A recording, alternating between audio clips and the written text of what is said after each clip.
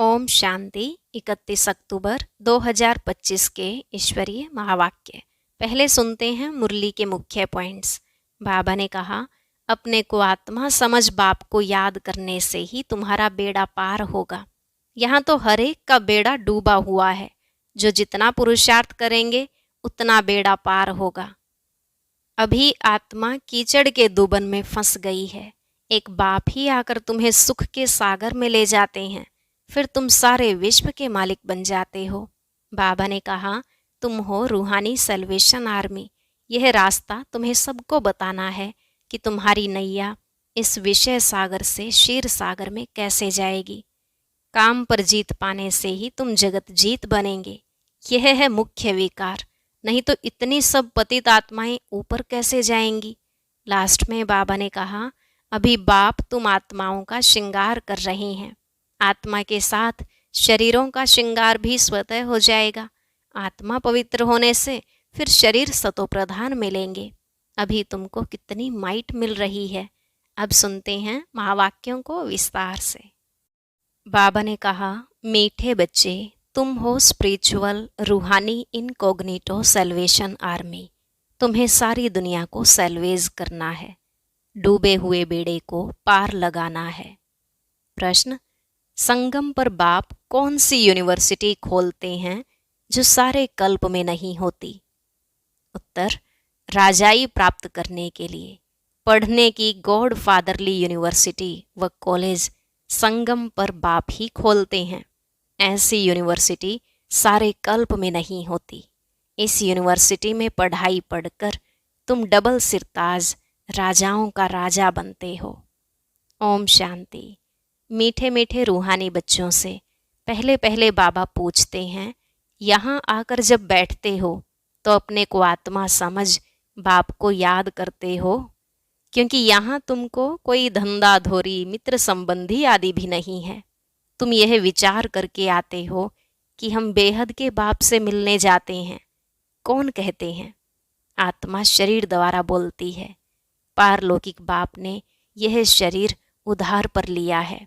इनसे समझाते हैं, यह एक ही बार होता है जो बेहद का बाप आकर सिखलाते हैं। अपने को आत्मा समझ बाप को याद करने से तुम्हारा बेड़ा पार होगा। हर एक का बेड़ा डूबा हुआ है। जो जितना पुरुषार्थ करेंगे उतना बेड़ा पार होगा। गाते हैं ना, हे मांझी बेड़ी मेरी पार लगाओ। वास्तव में हर एक को अपने पुरुषार्थ से पार जाना है। जैसे तैरना सिखलाते हैं, फिर सीख जाते हैं तो आप ही तैरते हैं। वह सब हैं जिस्मानी बातें, यह हैं रूहानी बातें। तुम जानते हो, आत्मा अभी कीचड़ के दुबन में फंस गई है। इस पर हिरण का भी मिसाल देते हैं। पानी समझ जाते हैं, परंतु वह होती है कीचड़, तो उसमें फंस पड़ते हैं। कभी कभी स्टीमर्स मोटरें आदि भी कीचड़ में फंस पड़ती हैं, फिर उनको सैल्वेज करते हैं। वह सब हैं सैल्वेशन आर्मी। तुम हो रूहानी। तुम जानते हो, सब माया के दुबन में बहुत फंसे हुए हैं। इनको माया का दुबन कहा जाता है।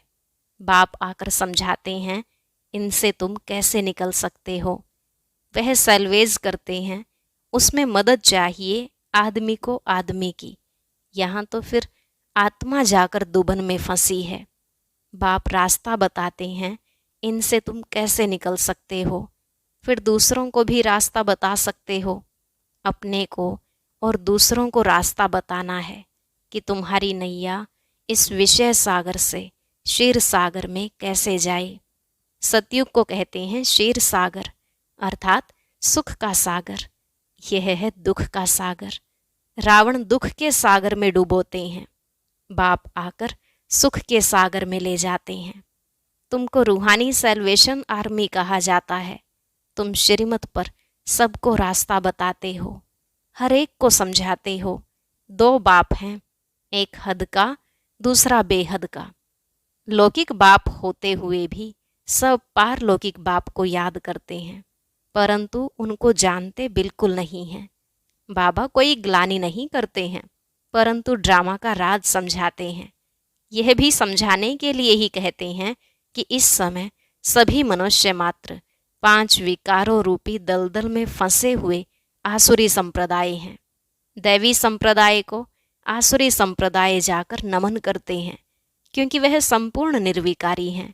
सन्यासियों को नमन करते हैं, वह भी घर बार छोड़कर जाते हैं, पवित्र रहते हैं। इन सन्यासियों और देवताओं में रात दिन का फर्क है। देवताओं का तो जन्म भी योग बल से होता है। इन बातों को कोई जानते नहीं। सब कहते हैं ईश्वर की गति मत न्यारी, ईश्वर का अंत नहीं पा सकते। सिर्फ ईश्वर व भगवान कहने से इतना लव नहीं आता है। सबसे अच्छा अक्षर है बाप। मनुष्य बेहद के बाप को नहीं जानते तो जैसे ऑर्फन है। मैगजीन में भी निकाला है मनुष्य क्या कहते और भगवान क्या कहते हैं। बाप कोई गाली नहीं देते हैं, बच्चों को समझाते हैं, क्योंकि बाप तो सबको जानते हैं ना। समझाने लिए कहते हैं। इनमें आसुरी गुण हैं, आपस में लड़ते रहते हैं। यहाँ तो लड़ने की दरकार नहीं है। वह हैं कौरव अर्थात आसुरी संप्रदाय, यह हैं दैवी संप्रदाय। बाप समझाते हैं मनुष्य को मुक्ति व जीवन मुक्ति के लिए राजयोग सिखलाएं, यह हो नहीं सकता। इस समय बाप ही तुम आत्माओं को सिखला रहे हैं। देह अभिमान देही अभिमानी में फर्क देखो कितना है। देह अभिमान से तुम गिरते आए हो। बाप एक ही बार आकर तुमको देही अभिमानी बनाते हैं। ऐसे नहीं कि तुम सतयुग में देह से संबंध नहीं रखेंगे। वहाँ यह ज्ञान नहीं रहता कि मैं आत्मा परमपिता परमात्मा की संतान हूँ। यह ज्ञान अभी ही तुमको मिलता है जो प्रायलोप हो जाता है। तुम ही श्रीमत पर चल प्रालब्ध पाते हो। बाप आते ही हैं राजयोग सिखलाने। ऐसी पढ़ाई और कोई होती नहीं। डबल सिरताज राजाएं सतयुग में होते हैं, फिर सिंगल ताज वालों की राजाई भी है। अभी वह राजाई नहीं रही है। प्रजा का प्रजा पर राज्य है। तुम बच्चे अभी राजाई के लिए पढ़ते हो। इसको गॉड फादरली यूनिवर्सिटी कहा जाता है। तुम्हारा नाम भी लिखा हुआ है। वो लोग भल नाम रखते हैं गीता पाठशाला। पढ़ाते कौन है? श्री कृष्ण भगवान वाच कह देंगे। अब श्री कृष्ण तो पढ़ा ना सके। श्री कृष्ण तो खुद पाठशाला में पढ़ने जाते हैं। प्रिंस प्रिंसेस कैसे स्कूल में जाते हैं, वहाँ की भाषा ही दूसरी है। ऐसे भी नहीं कि संस्कृत में गीता गाई है। यहाँ तो अनेक भाषाएं हैं। जो जैसा राजा होता है वह अपनी भाषा चलाते हैं। संस्कृत भाषा कोई राजाओं की नहीं है। बाबा कोई संस्कृत नहीं सिखलाते हैं। बाप तो राजयोग सिखलाते हैं सतयुग के लिए। बाप कहते हैं काम महाशत्रु है, इन पर जीत पहनो। प्रतिज्ञा कराते हैं। यहाँ जो भी आते हैं उनसे प्रतिज्ञा कराई जाती है। काम पर जीत पाने से तुम जगत जीत बनेंगे। यह है मुख्य विकार। यह हिंसा द्वापर से चली आती है, जिससे वाम मार्ग शुरू हुआ। देवताएं कैसे वाम मार्ग में जाते हैं? उनका भी मंदिर है, वहाँ बहुत छी चित्र बनाए हैं। बाकी वाम मार्ग में कब गए उसकी तिथि तारीख तो है नहीं। सिद्ध होता है काम चिता पर बैठने से काले बनते हैं, परंतु नाम रूप तो बदल जाता है ना। काम चिता पर चढ़ने से आयरन एज्ड बन पड़ते हैं। अभी तो 5 तत्व भी तमो प्रधान है ना, इसलिए शरीर भी ऐसे तमो प्रधान बनते हैं। जन्म से ही कोई कैसे हो पड़ते हैं। वहाँ तो एकदम सुंदर शरीर होते हैं। अभी तमो प्रधान होने के कारण शरीर भी ऐसे हैं। मनुष्य ईश्वर प्रभु आदि भिन्न भिन्न नामों से याद करते हैं, परंतु उन बेचारों को पता ही नहीं है। आत्मा अपने बाप को याद करती है, हे बाबा आकर शांति दो। यहाँ तो कर्मेंद्रियों से पार्ट बजा रही हैं, तो शांति कैसे मिलेगी? विश्व में शांति थी जबकि इन लक्ष्मी नारायण का राज्य था, परंतु लाखों वर्ष कल्प की आयु कह दी है, तो मनुष्य बेचारे कैसे समझेंगे? जब इनका देवताओं का राज्य था तो एक राज्य एक धर्म था, और कोई खंड में ऐसे नहीं कहते कि एक धर्म एक राज्य हो। यहाँ आत्मा मांगती है एक राज्य हो। तुम्हारी आत्मा जानती है अब हम एक राज्य स्थापन कर रहे हैं, वहाँ सारे विश्व के मालिक हम रहेंगे। बाप हमको सब कुछ दे देते हैं, कोई भी हमसे राजाई छीन नहीं सकते। हम सारे विश्व के मालिक बन जाते हैं। विश्व में कोई सूक्ष्म वतन, मूल वतन नहीं आता है। यह सृष्टि का चक्र यहाँ ही फिरता रहता है। इसको बाप जो रचयिता है वही जानते हैं। ऐसे नहीं कि रचना रचते हैं। बाप आते ही हैं संगम पर पुरानी दुनिया से नई दुनिया बनाने। दूर देश से बाबा आया हुआ है। तुम जानते हो नई दुनिया हमारे लिए बन रही है। बाबा हम आत्माओं का श्रृंगार कर रहे हैं, उनके साथ फिर शरीरों का भी श्रृंगार हो जाएगा। आत्मा पवित्र होने से फिर शरीर भी सतो प्रधान मिलेंगे। सतो प्रधान तत्वों से शरीर बनेंगे। इन्हों का सतो प्रधान शरीर है ना, इसलिए नेचुरल ब्यूटी रहती है। गाया भी जाता है रिलीजन इज माइट। अब माइट मिली कहाँ से? एक ही देवी देवताओं का रिलीजन है जिससे माइट मिलती है। यह देवताएं ही सारे विश्व के मालिक बनते हैं और कोई विश्व के मालिक नहीं बनते हैं। तुमको कितनी माइट मिलती है? लिखा हुआ भी है आदि सनातन देवी देवता धर्म की स्थापना शिव बाबा ब्रह्मा द्वारा करते हैं। यह बातें दुनिया में कोई जानते थोड़े ही हैं। बाप कहते हैं मैं ब्राह्मण कुल स्थापन करता हूँ, फिर उन्हों को सूर्यवंशी डायनेस्टी में ले आता हूँ। जो अच्छी रीति पढ़ते हैं वह पास हो सूर्यवंशी में आते हैं। है सारी ज्ञान की बात। उन्होंने फिर स्थूल बाण, हथियार आदि दिखाए हैं। बाण चलाना भी सीखते हैं। छोटे बच्चों को भी बंदूक चलाना सिखाते हैं। तुम्हारा फिर है योग बाण। बाप कहते हैं मामेकम याद करोगे तो तुम्हारे विकर्म विनाश होंगे। हिंसा की कोई बात नहीं है। तुम्हारी पढ़ाई भी है गुप्त। तुम हो स्पिरिचुअल रूहानी सेल्वेशन आर्मी।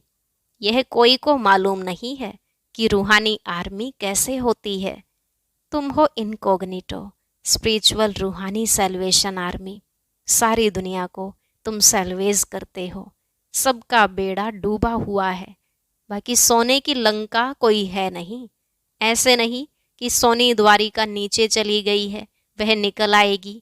नहीं, द्वारिका में भी इनका राज्य था, परंतु सतयुग में था। सतयुगी राजाओं की ड्रेस ही अलग होती है, त्रेता की अलग। भिन्न भिन्न ड्रेस, भिन्न भिन्न रस्म रिवाज होती है। हर एक राजा की रस्म रिवाज अपनी अपनी। सतयुग का तो नाम लेते ही दिल खुश हो जाती है।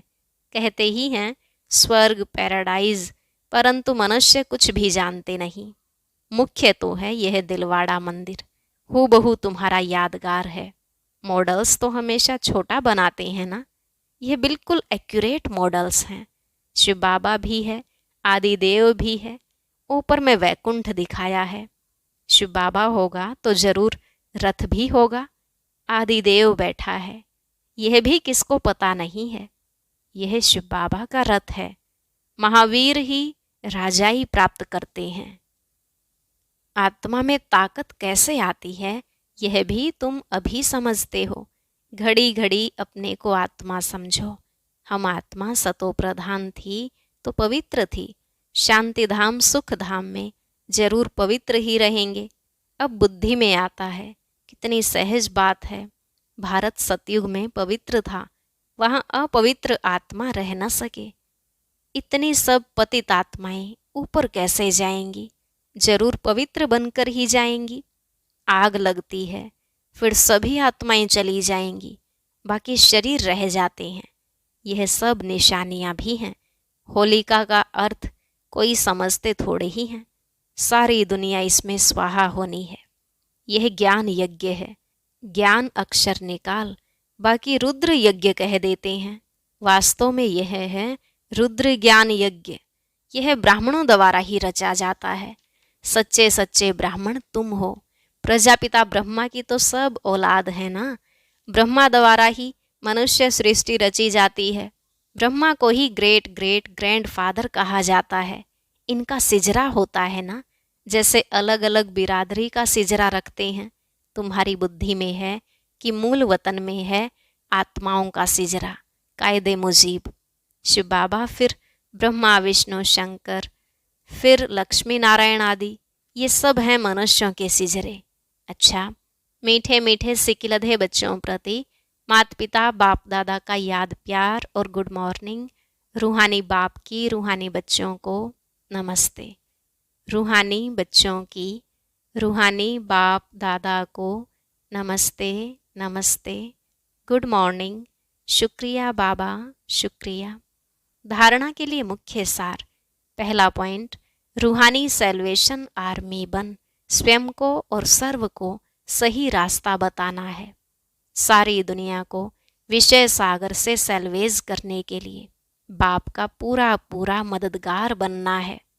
दूसरा, ज्ञान योग से पवित्र बन आत्मा का श्रृंगार करना है, शरीरों का नहीं। आत्मा के पवित्र बनने से शरीर का श्रृंगार स्वतः हो जाएगा। वरदान, किनारा करने के बजाय हर पल बाप का सहारा अनुभव करने वाले निश्चय बुद्धि विजयी भव। किनारा करने के बजाय हर पल बाप का सहारा अनुभव करने वाले निश्चय बुद्धि विजयी भव। विजयी भव की वरदानी आत्मा हर पल स्वयं को सहारे के नीचे अनुभव करती है। उनके मन में संकल्प मात्र भी बेसहारे व अकेलेपन का अनुभव नहीं होता। कभी उदासी या अल्पकाल के हद का वैराग्य नहीं आता। वे कभी किसी कार्य से, समस्या से, व्यक्ति से किनारा नहीं करते, लेकिन हर कर्म करते हुए, सामना करते हुए, सहयोगी बनते हुए बेहद की वैराग्य वृत्ति में रहते हैं। स्लोगन, एक बाप की कंपनी में रहो और बाप को ही अपना कंपेनियन बनाओ। एक बाप की कंपनी में रहो और बाप को ही अपना कंपेनियन बनाओ। अव्यक्त इशारे स्वयं और सर्व के प्रति मनसा द्वारा योग की शक्तियों का प्रयोग करो। दिव्य बुद्धि रूपी विमान द्वारा सबसे ऊंची चोटी की स्थिति में स्थित हो। अव्यक्त वतनवासी बन विश्व की सर्व आत्माओं के प्रति शुभ भावना और श्रेष्ठ कामना के सहयोग की लहर फैलाओ। योग के प्रयोग द्वारा दुखी अशांत आत्माओं को शांति और शक्ति की सकाश दो। ओम शांति। आज बाबा मिलन के दिन पर एक बहुत विशेष गीत तैयार किया गया है। सभी भाई बहनें जरूर सुनें।